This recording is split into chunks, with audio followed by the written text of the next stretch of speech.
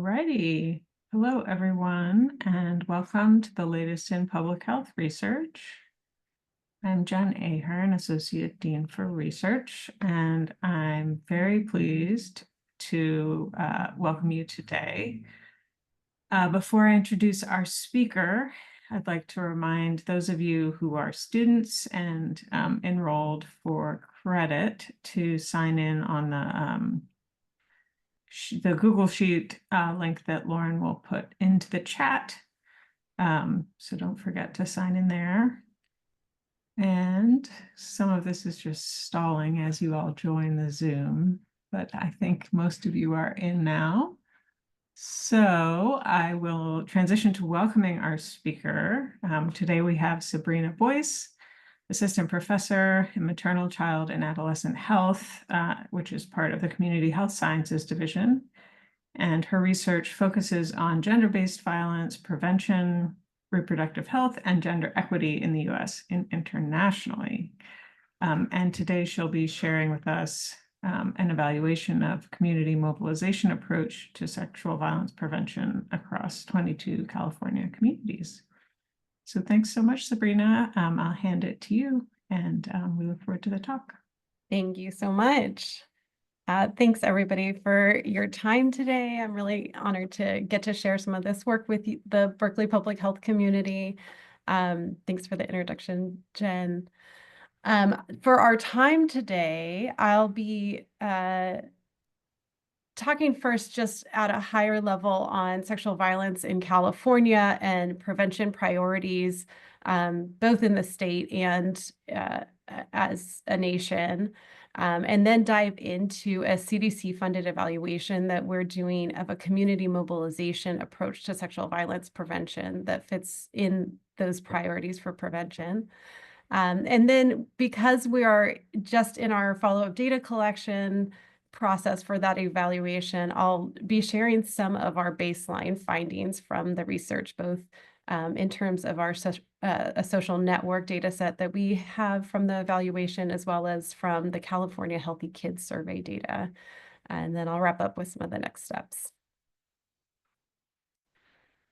The statistics I'll start off with today come from a study that's led by Dr. Anita Raj, who came to the School of Public Health a couple of weeks ago to speak.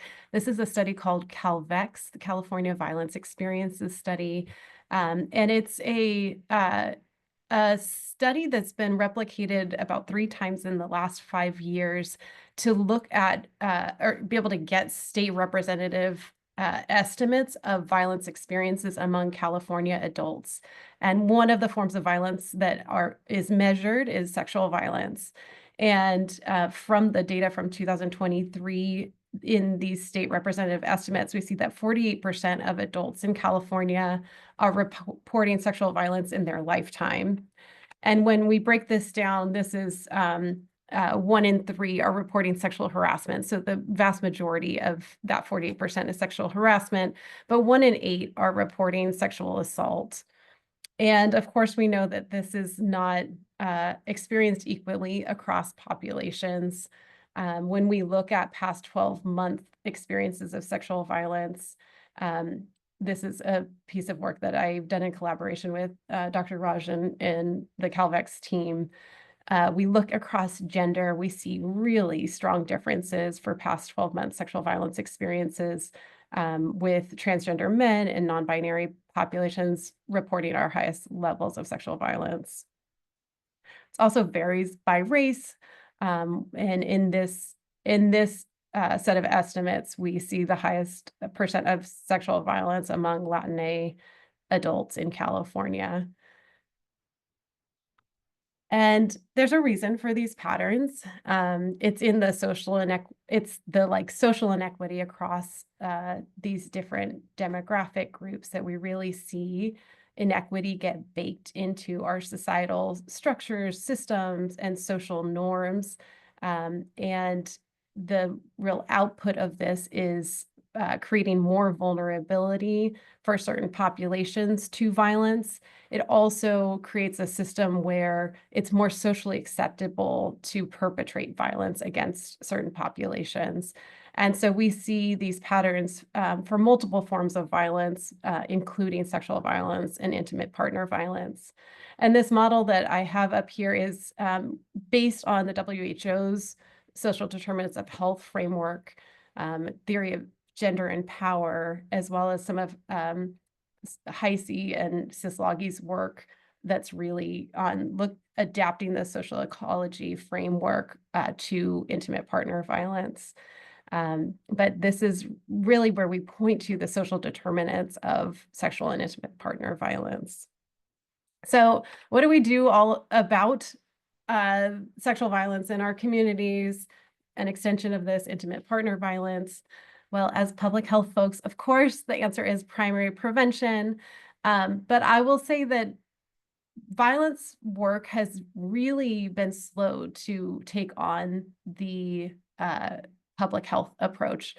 Violence efforts have, efforts to stop violence in the US have really lived in the criminal justice world for a very long time. And it wasn't really until the 1980s that a public health approach started with violence prevention. CDC didn't start really working on violence prevention until 1983. So that's, just in the last 40 years that this shift has happened. And we still really see this in local communities in sexual violence prevention effort, that there's still a real shift that's happening to try to get work around sexual violence to shift towards a public health approach. So how we see this kind of play out with violence prevention being a little bit slow to public health approaches is if we really look at the evidence on what is known to work to prevent violence, it all lives for the most part in this individual behavior realm, interpersonal level factors.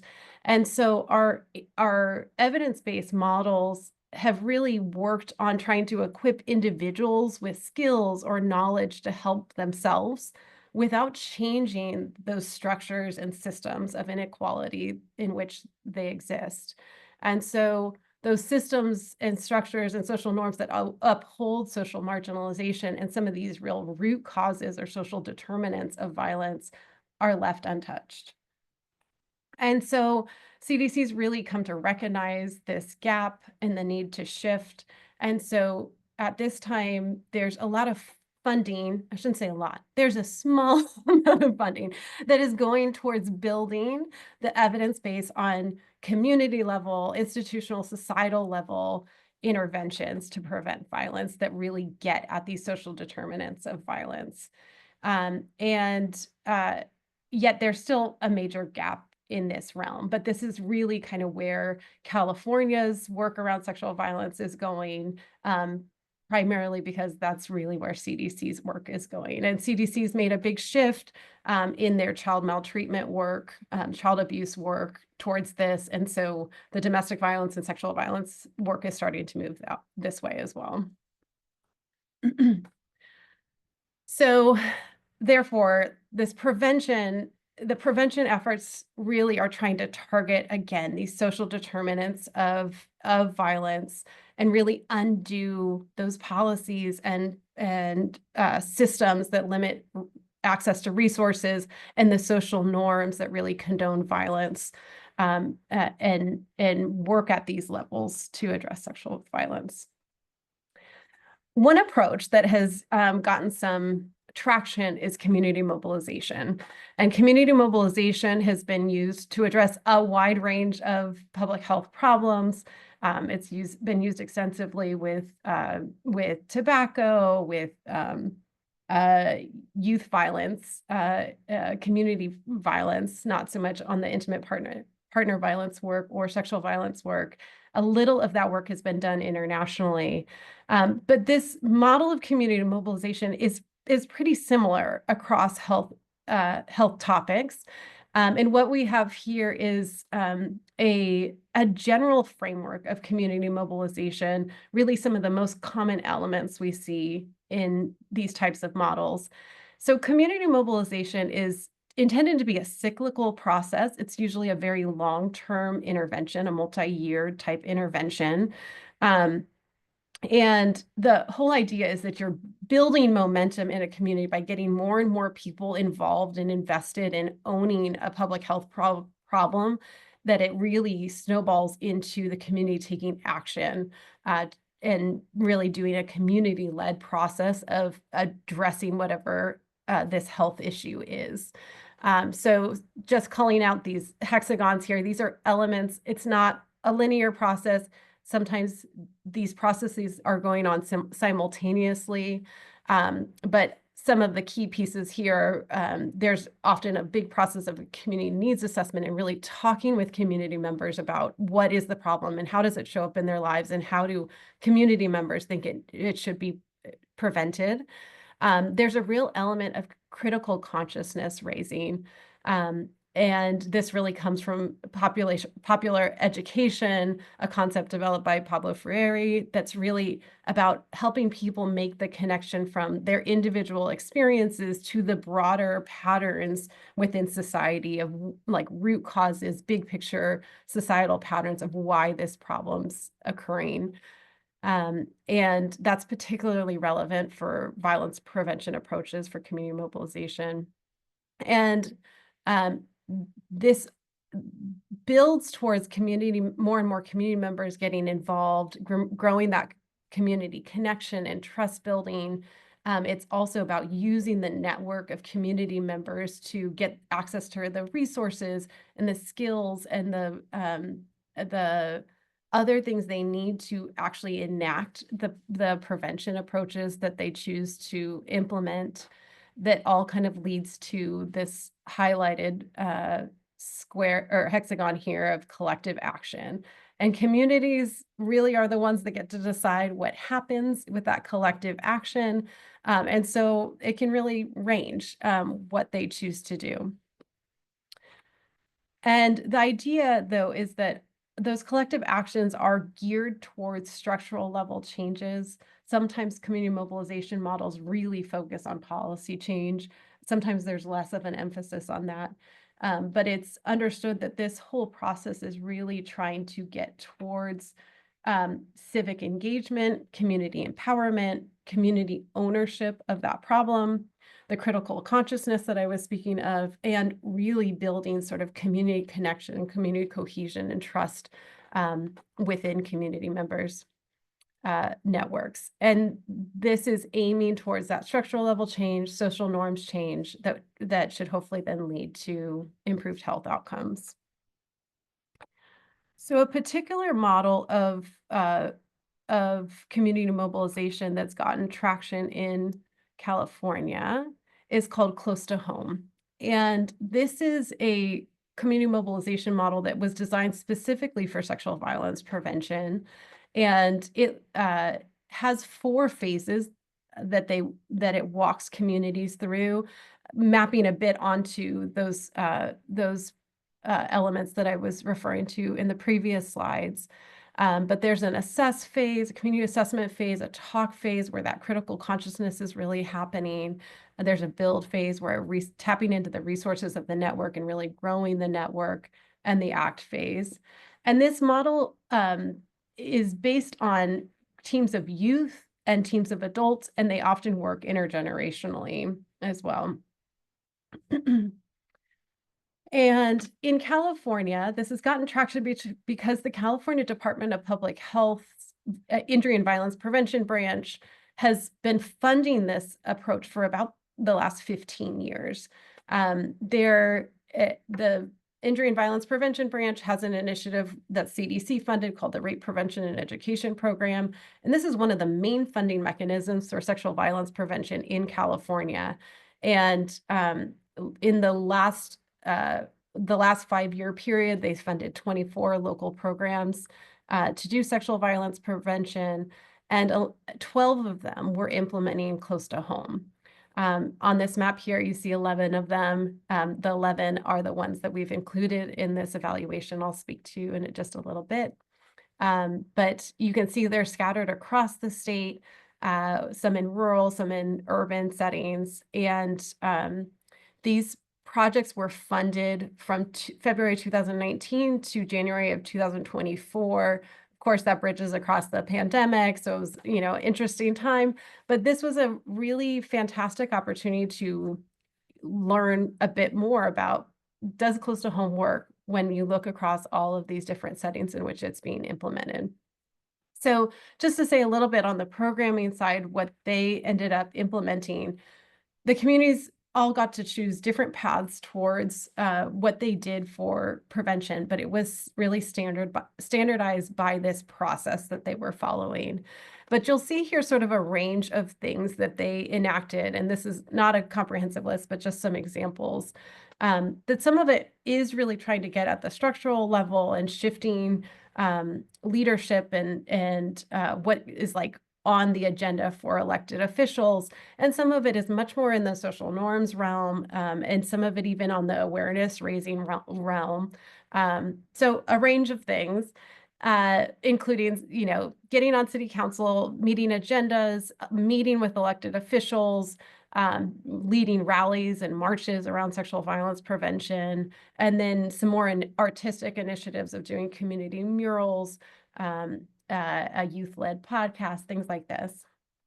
Some funny pictures of just things that they were doing. Here's one of the community murals where they really used this mural to get people talking about sexual violence in the community. Had a lot of events held here to involve more and more community members, had community leaders visit these sites and do media, get media attention around the murals and the topic of sexual violence. Another community really got involved with the Slow Streets initiative during the pandemic and trying to advocate for more streets to be closed so that community members could be connecting during this very isolating time of the pandemic. There was a group that really focused on oral histories of community members related to sexual violence.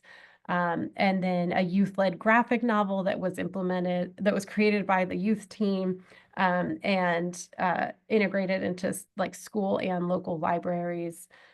Just a little bit of flavor of some of the things that they did. So for the research side of this, we proposed in 2019 to evaluate close to home and take advantage of all of these sites implementing the model.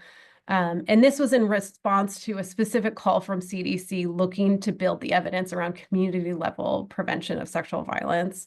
So this really fit the bill. It was a great match. And we were one of 6 projects funded. And of course, we didn't know the pandemic was about to hit and, everything would get much more complicated.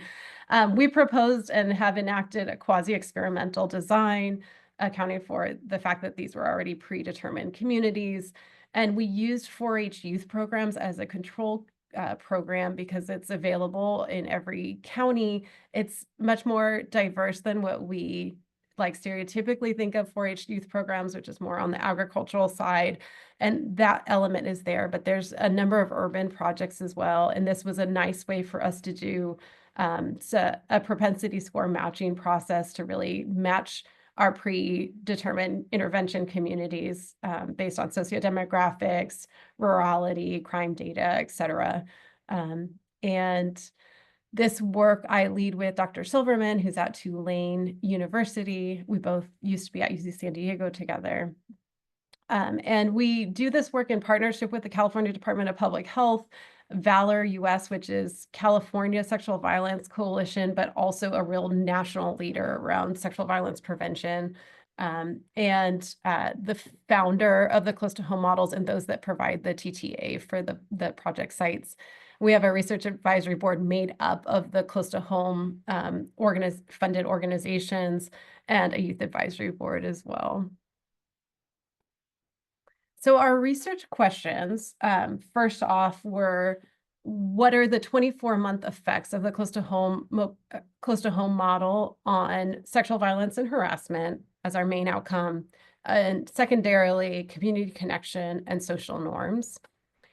And because community mobilization models are really trying to get the participants of the program to talk with their community members, their friends, their family members, their peers in their community. about sexual violence, we wanted to also see, is the program really diffusing across social networks? And to do this, we are using two main data sources. We originally included Twitter data in our proposal, but of course, Twitter looks very different than it did in 2019. So we've dropped that piece of our data for the evaluation. But to do this, we're using data at a few different levels of the social ecology. The first is a social network sampling design. And this is really the best design for understanding that diffusion question. It's also a really powerful design to understand social norms. And so what the social network design does is it is collecting data from the youth who are in the intervention and control programs, but also 2 layers of their social network. And I'll be talking a bit more about that in a minute. And then we're also using the California Healthy Kids Survey. And this is a survey that is implemented by WestEd. It's but funded by the California Department of Education. And a large percent of community or of school districts in California participate in the California Healthy Kids Survey. And we have an opportunity as researchers to add custom modules to their core survey.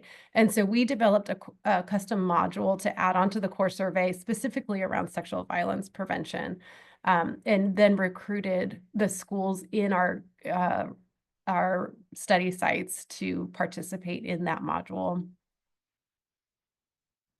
So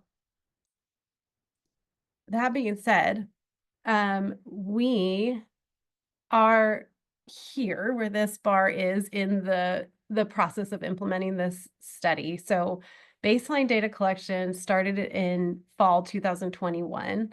And it was a benefit, a small silver lining of the pandemic that programs really had to restart during the pandemic. And so we had a pretty fresh baseline to start with, but this did mean that there were major delays in programs restarting.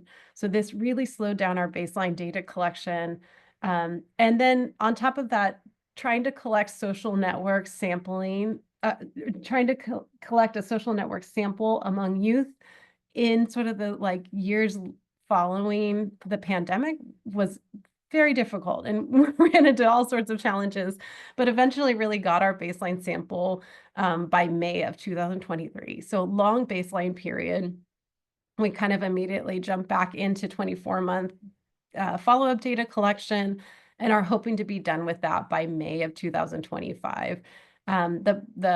We'll be using a no-cost extension to be able to use fall of 2025 through fall of 2026 to do our analyses and dissemination. So that's kind of where you're catching me with this project. So with that, I want to share with you a little bit of what we're learning from the baseline data. And I'll talk a little bit about our social network data. And this is a bit about the structure of a social network sampling. So the youth who are participating in the intervention and control programs are considered our egos. So we first recruit them to participate in this baseline survey.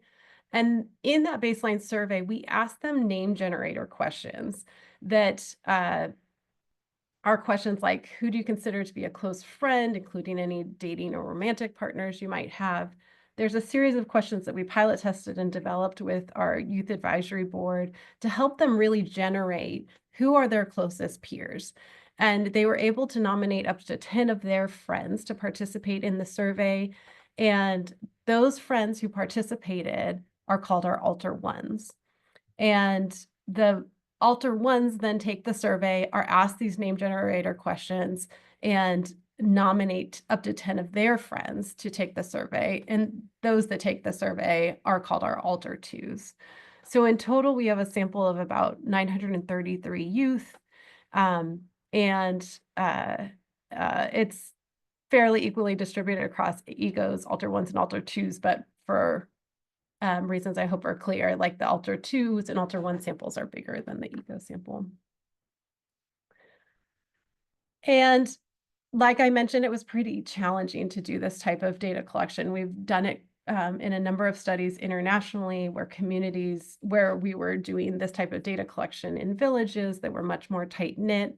And doing this with youth online proved to be very challenging, particularly during this time period. And so we used all sorts of strategies to get their buy-in. One of our biggest challenges being the worry of like spam. And so we initially were sending these out as the youth who would participate, the EGOs and Alter 1s, would text their friends with a link to the survey, inviting them to participate. But this was, and then they would get follow-up ones from our research team. But that appearance of spam became really apparent to us. And so we tried all sorts of strategies to try to do in-person recruitment, and really trying to connect with them individually and in a personal way so that folks didn't see that type of link as being spam. We used QR codes that EGOs could show their friends in person to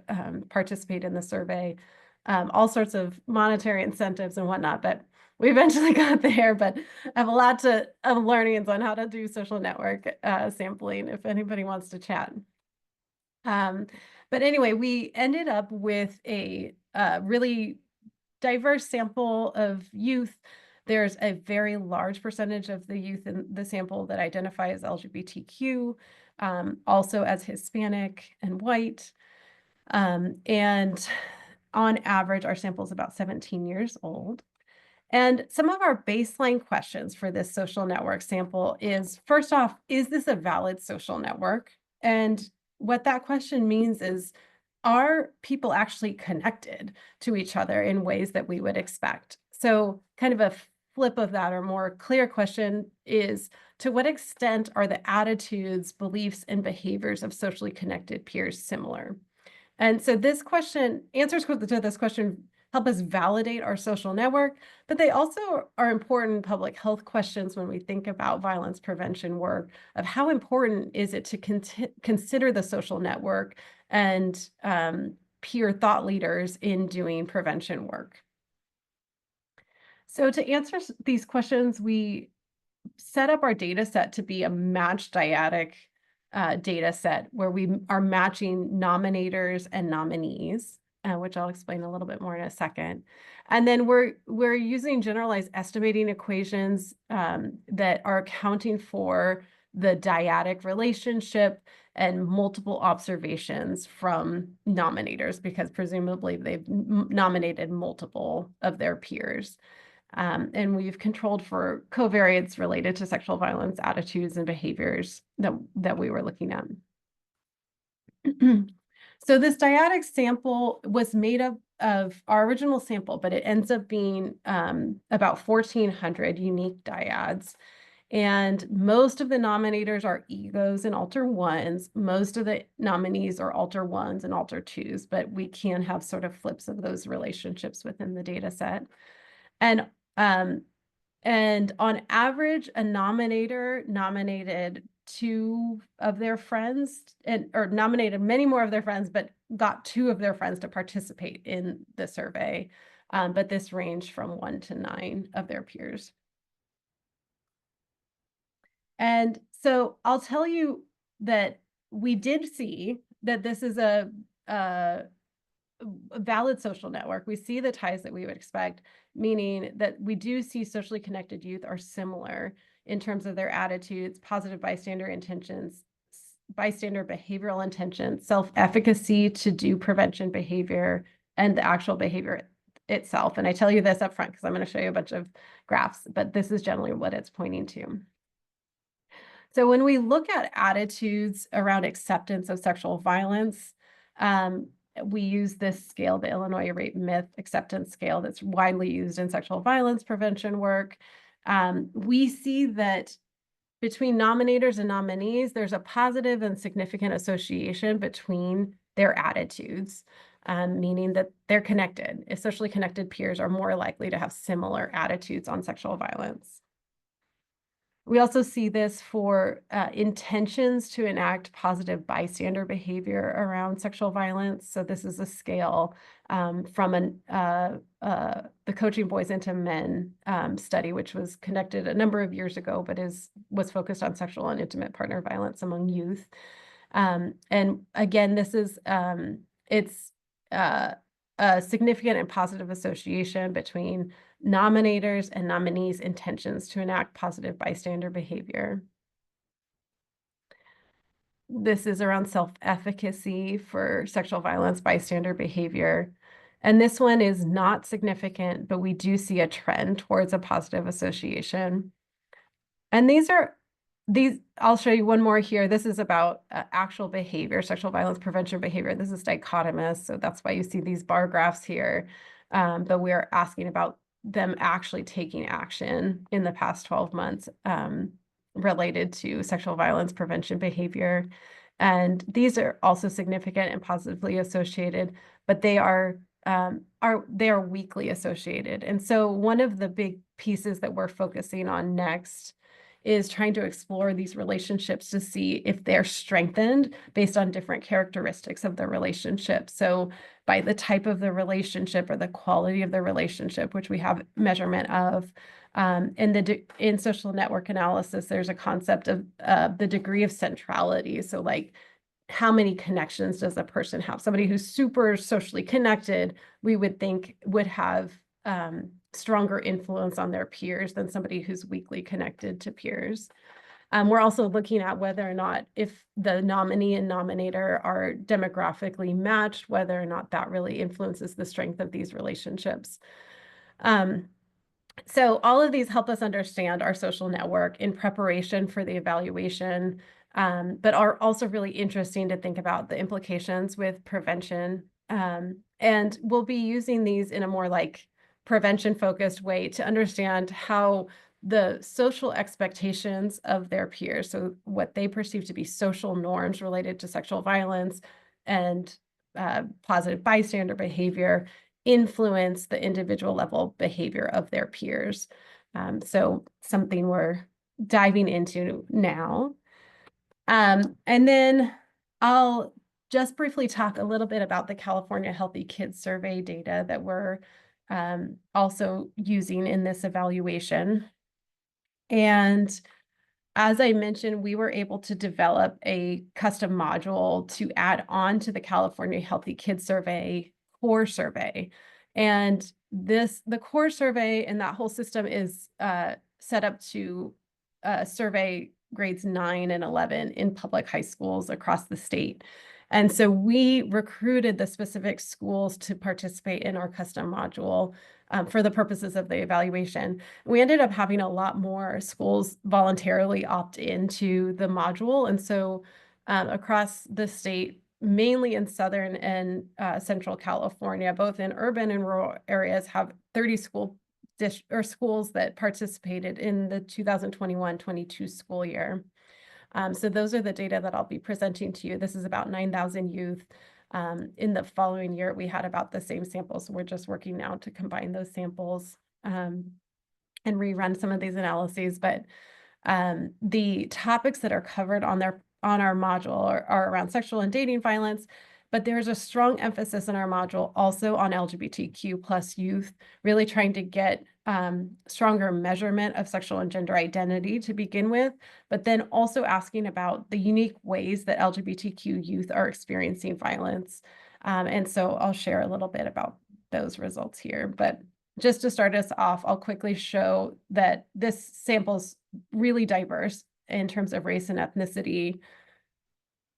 And these are pretty similar to California as a whole in terms of demographics. It's not at all a representative sample of California, but just to say there's some nice connection there. The samples also got a really large LGBTQ identifying population. So 28% of our samples identifying as LGBTQ, 8.5% as gender diverse, and 26.7% as sexually diverse. And that's a sample of about 3,000 youth, which allows us to really look at some nuance within those populations as well. So just broadly, we're seeing really strong patterns of inequality and risk for sexual violence across sexual and gender identity, with LGBTQ youth reporting much higher rates of lifetime sexual violence victimization. Oops. And when we break this down by online sexual harassment, in-person sexual harassment, and sexual assault, all of those disparities exist, but are really alarming rates when we think about LGBTQ youth, as well as cisgender heterosexual girls experiencing this level of violence. I show you this just to show you that we've got a lot of flexibility with this data to look at specific groups within the LGBTQ population and really understand how risk varies across these populations. We're looking at being able to really show how relative risk for sexual violence shifts across each of these much more specific subgroups of LGBTQ youth, which really is not something that's able to be explored with many data sets these days. So excited about that. And then we are looking at specific forms of violence targeting LGBTQ plus youth. And so these are some of the forms of violence we're looking at. We've got some questions specifically around unique forms of sexual violence, and dating violence in particular, that we're interested in exploring to really better understand how this looks different for LGBTQ plus youth. And this is a preliminary measure that we developed for that 2021-22 academic year that we're continuing to try to build and grow on. We've done a number of qualitative interviews with service providers and with LGBTQ youth themselves to really understand how we should change and expand this survey question, not survey questions, but survey measure. And so that work is underway right now. But just gives you a little bit of a glance of what's going on there. And what one of the papers we're working on now is to really look at, do these forms of violence matter? Do experiences of these unique forms of sexual violence and dating violence matter in the same ways as our more typically asked forms of sexual and dating violence? And so I'll speak to that in a second, but what we're seeing is that experiencing these forms of violence do really matter. They are consequential for health.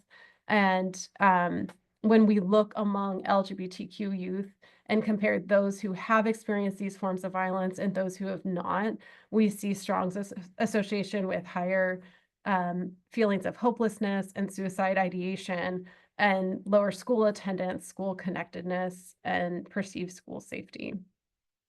So in the exploration phase of all of that at this point, I'll just call out here, these were additional forms of violence that we looked at that were specific to gender diverse youth. And so we saw that 70% said someone tried to or did touch them to try to figure out their gender. 5% said that someone hid or destroyed hormones, prosthetics, chest binders, clothing, et cetera, or other items related to their gender transition or presentation. And 15% said that someone forced or pressured them into doing something that did not agree with their gender identity. So again, looking at these, for all of these items grouped together, that 19% of youth that said yes to one or more of these items, we also see those same associations with mental health and academic outcomes. So just a bit of what we're doing. Coming soon is the actual results of our evaluation, looking at sexual and dating violence, community connectedness, and social norms. And we have a lot of process data to really understand implementation and what really helped get to hopefully the outcomes we want to see, and what stood as barriers, et cetera. So looking forward to sharing those in the coming years. But with that, I'll stop, ask for any questions that folks might have. Thank you so much, Sabrina. That was fantastic, fantastic work that you're doing. Really, really interesting. We appreciate you sharing it. Yeah, let's open it up to questions. People can either raise your hand or put a question in the chat. I have a question. Yeah, Fred, go ahead. Hi there. This is such amazing work. Thank you so much, Sabrina. I'm curious. I know in a lot of contexts, schools are getting more and more antsy about asking these kind of questions in surveys. And I'm just curious if that came up and whether you're worried about that coming up in future surveys as you're, so yeah, just that's a big issue right now. Yes. Oh, you like speak to my heart, Fred. Like, absolutely. This is a huge challenge. And we did run into challenges getting schools to be comfortable implementing this additional module. And, the hang up sometimes was around asking about sexual violence because they're worried parents equate that to talking about anything related to sex. But really the bigger hang up was asking around sexual and gender identity. And um, that is something that I'm really worried about, especially as our country keeps shifting in different directions, that there's been real strides to try to include sexual and gender identity questions in surveys, including like YRBS, for instance, which is another very important data set on youth. And I'm very worried about the future of that, if that a lot of some of the progress that's been made is going to be rolled back. But yes, it is definitely a barrier to people opting into this survey module. And we are really proud and excited that there are some more conservative communities that did participate in the survey module, but it is just always touch and go. And, working with school districts is also like that as staff changes and whatnot. We've had some experiences of large school districts being bought in and committed to doing the survey module and then jumping ship on it and won't touch it anymore. So it is a real challenge. Thanks. But if you have any strategies for it, I'd be all ears. Thanks for the question. Yeah, of course.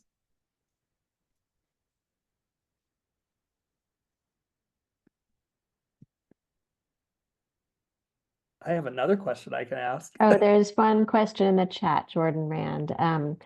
How to account for bias in the social network sampling? Participants nominating after participants who may be similar in certain ways. And then the other question is, what theoretical frameworks inform this work, or what do you suggest if this person's interested in learning more? Yeah, great.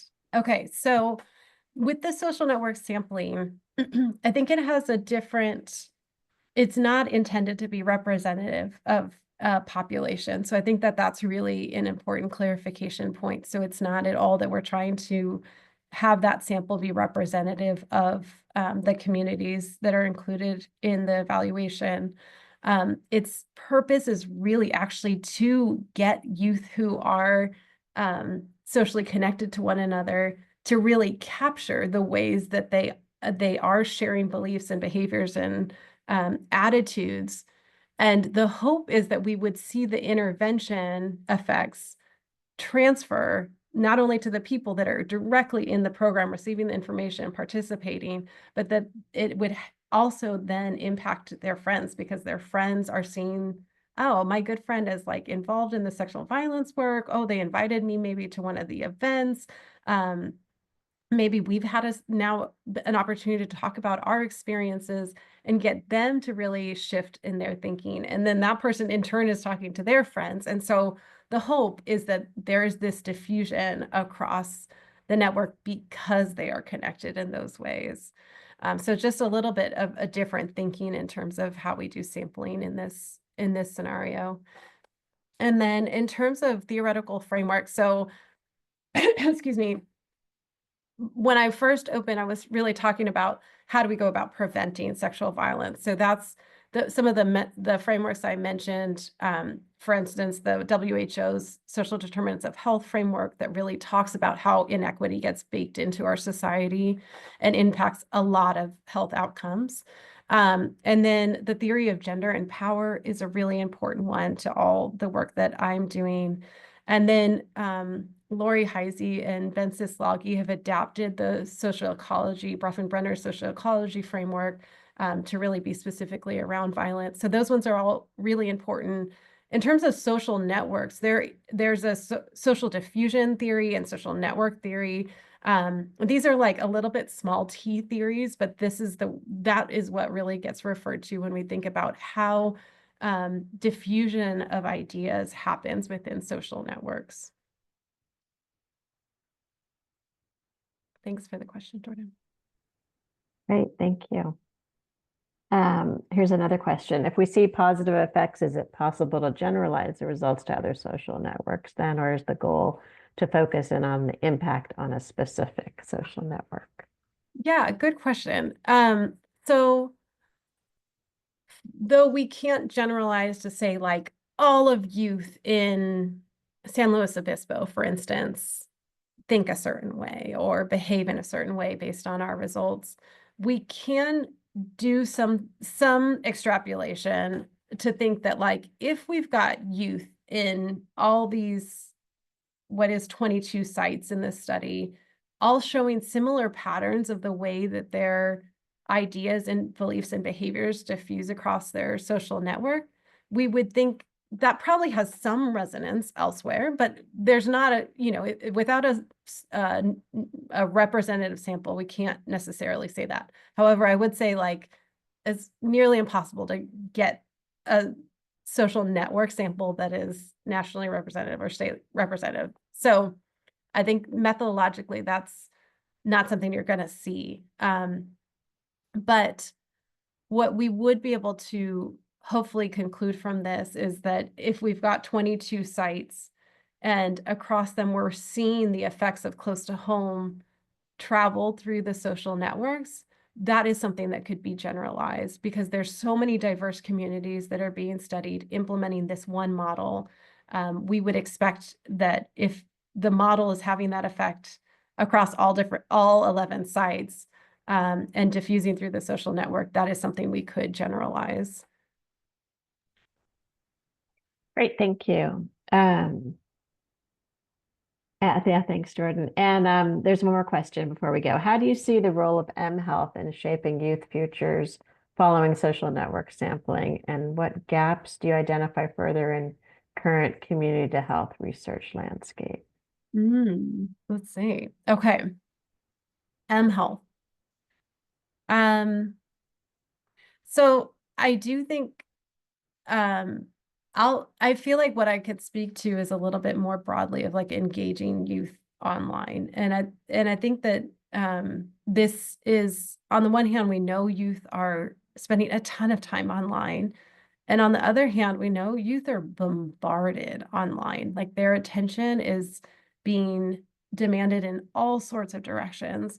And so trying to engage youth in this space is going to run into some challenges. And I think for all the reasons that many of us experience with the bombardment of text and bombardment of spam, it is really hard if there's not a like in-person social connection with whatever you're trying to engage them with.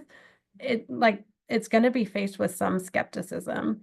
And so depends on the mHealth front, what that kind of looks like. But I think that it's sort of like the online space is a double-edged sword and comes with a lot of challenges because there's so much demand for youth's attention.